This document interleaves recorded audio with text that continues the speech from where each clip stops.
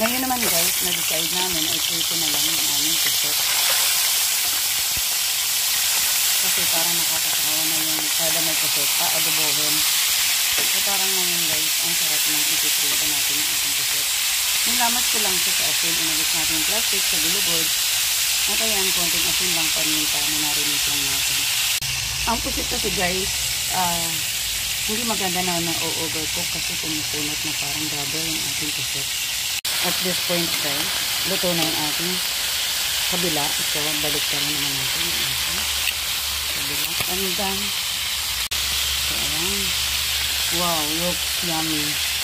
Pwede kang gumamit ka ng sausawan o kahit ano. Para sa akin, gusto kong ilamin ng ganyan lang siya. Para lasap na lasap ang linamnam ng puset. Oh la la, ang bango. The puset is done. Kain na na. Oh guys.